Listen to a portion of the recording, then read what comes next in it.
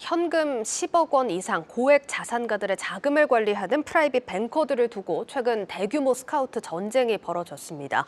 그 대상은 지난해부터 소매금융 철수에 들어간 시티은행 PB들인데 많게는 수조 원씩 운영하던 최정상급의 PB들이 포함됐습니다. 자세한 내용 증권부 김종학 기자와 살펴봅니다. 김 기자, 아무래도 이례적인 이직 사례가 아닐까 싶은데 이 이동한 규모가 어느 정도 됩니까? 네, 한국시티은행이 지난해 하반기부터 일반 은행 사업을 정리하기로 하면서 그 뒤로 약 지금까지 120명 정도의 프라이빗 뱅커가 경쟁 금융사로 이동을 했습니다. 네, 시티은행에서 자산 관리를 담당하던 인력을 프라이빗 뱅커가 아니라 릴레이션십 매니저, RM이라고 부르는데 사업 철수 전까지 이렇게 5곳의 자산 관리 센터에서 일하던 RM들이 대거 이직을 한 겁니다. 120여 명의 이런 PB들 중에서 외국계 회사인 SC제일은행으로 27명이 옮겼고 우리은행은 22명을 아예 팀 단위로 영입을 해서 역삼동의 특화 지점 TC 시그니처 센터라는 곳에 이렇게 배치를 아예 하기도 했습니다. 예, 또 이제 증권사 중에는 신한금융투자 역시 이들을 대거 흡수해서 모두 33명의 RM을 옮겨왔는데 각 센터의 대표급 인력이 이번에 이동을 했습니다.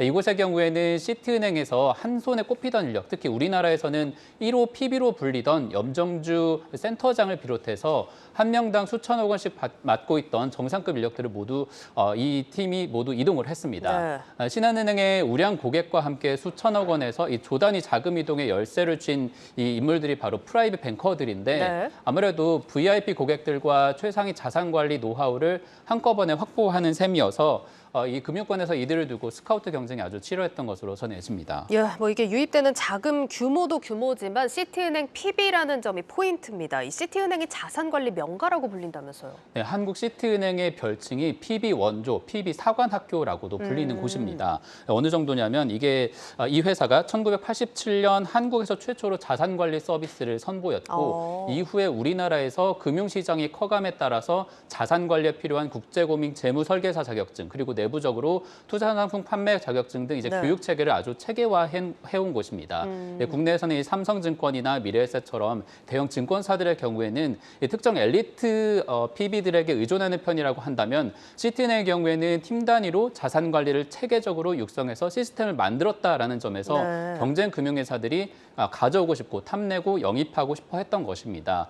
시티은행은 또 소비자 금융사업에서 철수를 결정하기 전까지 서울센터, 광화문, 청담 등 5곳의 WM 센터를 운영했는데 이렇게 해서 지점 단위로 많게는 3조 원 정도 이상의 자금을 운영할 정도로 규모나 전문성에서 아주 두각을 보였던 곳입니다. 지금 들어보니까 은행이나 증권 업계에서 이런 고액 자산 관리에 대한 역량을 좀 늘리는 데 초점을 맞추고 있는 것 같은데 아무래도 이런 전문화된 인력을 데려오기 위해서는 투자도 적지 않게 좀 들어갔을 것 같은데 이렇게 전문화된 인력이 필요한 이유가 있을까요? 아무래도 이제 금융사 입장에서는 새로운 수익원을 발굴하고 안정적인 기반을 만들기 위해서는 이런 고급 인력들이 조금 더 확보돼야 할 필요성이 있었던 것으로 보입니다. 이렇게 전문화된 인력이 필요한 건 이 초고액 자산가들의 투자 성향이 과거에 비해서 보다 까다로워지고 트렌드에 민감해지는 추세이기 때문입니다.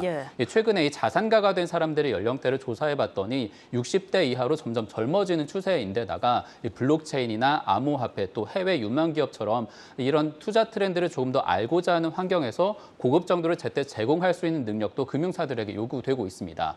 그래서 운영 성과뿐만 아니라 전문성이나 서비스에 따라서 이동하는 경우들도 고객들이 많기 때문에 금융회사 입장에서는 체계화된 서비스를 제공하든지 아니면 경험을 갖춘 PB들을 통해서 이런 부분들을 만회하려는 비용들을 계속해서 발생을 시키고 있는 것이죠. 그래서 시티은행의 스타 PB들이 증권업계로 대거 이동을 하게 되면 역시 여기에 따라서 우량 고객들이 수천억 원 정도의 자금을 함께 옮길 수 있기 때문에 여기에 관심이 모아졌던 것이고요. 신한금융투자로 옮긴 이 신은재 광화문센터 PB 그리고 정미애 청담금융센터의 인터뷰를 통해서 조금 더 정리해 보겠습니다. 이 부분은 지수희 기자가 정리했습니다. 은행 상품은 기본적으로 예금이 있고요. 투자성 상품이 있고 보험 상품이 있어요.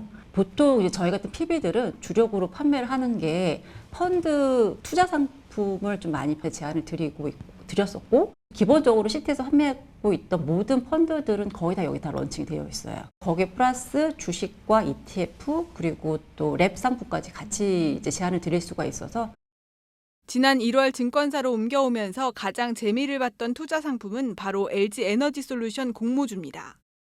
시티에서 22년을 근무한 베테랑 PB 정미애 부지점장도 공모주 청약에 고객들의 반응이 뜨거웠다고 말합니다. 은행권의 업무라고 하면 실질적인 정기예금이잖아요. LG에너지솔루션 IPO가 상장 첫 미션, IPO 상장하는 과정 중에 청약하는 과정을 보시면서 아, 이런 자산군도 있다라고 알게 되셨고, 상장하는 날 시초가에 매도를 했던 터라 그런 것도 좋은 경험을. 공모가 30만 원이었던 LG엔솔은 상장 첫날 59만 8천 원까지 상승했지만 현재 43만 원 수준에서 움직이고 있습니다. 세제 혜택을 받기 위해 10년 가까이 연 2%대 보험에 자산을 묻어둬야 했던 은행 자산가들은 한 달 새 2배가 넘는 수익을 실현하는 새로운 경험을 하게 된 겁니다. 특히 펀드담보대출 같은 증권업계의 제도가 도움이 됐습니다. 펀드담보대출 같은 게 자유로운 거예요. 펀드담대가 안 되니까 자금이 필요하시면 그냥 환매해서 쓰시는 부분밖에 없으시잖아요. 공모주 할 땐 사실 긴 시간이 소요되지가 않잖아요, 자산이. 여기에 10억 정도 예치가 돼 있으면 그중에 한 7, 8억, 5, 6억 정도는 이제 잠깐 공모주 하실 때 하시고 또 다시 갚고 이렇게 하실 수 있는 그런 부분들도 있다 말씀드렸더니 그것도 굉장히 선호하시는 부분이었고요. 시티가 외국계 은행이었던 만큼 자산도 해외 비중이 높았다면 이제 국내 펀드의 비중도 높여갈 계획입니다. 시티에서는 사실은 계속 국내 펀드 많이 안 했어요. 미국 펀드라든지 아니면 뭐 유럽이라든지 그런 쪽으로 좀 위주 판매를 했었고, 여기 와서는 국내 펀드에 좀 관심 갖기 시작을 했고, 지수도 지금 2,700대면 괜찮다라고 생각이 되고, 비과세 과표가 일단 많이 안 잡히기 때문에 중소형 가치주 펀드로 앞으로 자산가의 포트폴리오에 비상장 주식도 일부 편입시킬 예정입니다. 5% 내외에서 대체 수단으로 저희는 이제 비상장 주식도 추천을 하고 있거든요. 다변화 측면에서 이제 프리 IPO 하기까지 유니콘 기업을 발굴해내는 세컨더리 관련된 뭐 신탁적으로 하는 상품들이 있거든요. 예를 들자면 뭐 마켓컬리나 당근 같은 것들이 추진되어 있는 것들에 그것들에 미리 이제 투자를 해둔다라면 향후에 또 성과가 날 수 있는 게잖아요. 자산 관리를 확대하고 있는 증권업계에서는 이번 시티은행 PB의 이동으로 자산가의 자금이 은행권에서 증권업계로 대거 이동하길 기대하고 있습니다. 한국경제TV 지수입니다. 네, 이번에는 뭐 금융회사 입장에서도 한번 좀 살펴볼 텐데 이게 좀 실적에 도움이 되기 때문에 아무래도 이렇게 공을 들인다 이렇게 봐야겠죠? 네, 기존 금융회사들 같은 경우에는 아무래도 핀테크 업체라든가 새로 이제 변하고 있는 인터넷 환경에 맞춰서 경쟁력을 가지기보다는 기존의 강점을 가지고 있는 부분에 조금 더 집중하겠다 이런 흐름으로 읽힙니다. 또 증권사만 해도 이 작년까지는 거래가 많이 늘면서 수익이 늘었지만 올해부터는 이 부분에 있어서 타격이 되고 있기 때문에 이를 만회할 방법이 필요하거든요. 이런 상황에서 본인들의 자산 관리라는 강점을 키워서 소비자들을 붙잡아야 중장기적인 수익을 확보할 수 있다라고 판단을 한 겁니다. 네. 실제 국내 4대 은행 기준으로 봤을 때 이 지주사들 기준으로 정리를 해본 건데 프라이빗 뱅크에 고객들이 돈을 얼마나 맡겼는지 봤더니 5년 만에 한 32% 늘어난 143조 원 정도의 자금이 몰렸습니다. 이건 네. 은행권만 이 정도인 건데 이렇게 자산 관리를 맡길 현금 10억 원 이상의 부자들이 우리나라에 계속 꾸준히 늘어나고 있기 때문에 이런 것들이 가능합니다. 2020년도 기준으로 KB금융에서 조사를 해봤더니 5년 사이에 10만 명 정도가 늘어난 39만 3천 명 정도의 부자들이 우리나라에 있습니다. 이렇게 많나요? 굉장히 많은 숫자가 작년에 이제 주가 상승이라던가 암호화폐 여러 가지 이런 혜택을 받으면서 증가를 한 건데 네. 이런 사람들의 이제 자산 관리를 해주기 위해서 그만큼 금융사들이 투자를 할 수밖에 없는 거겠죠.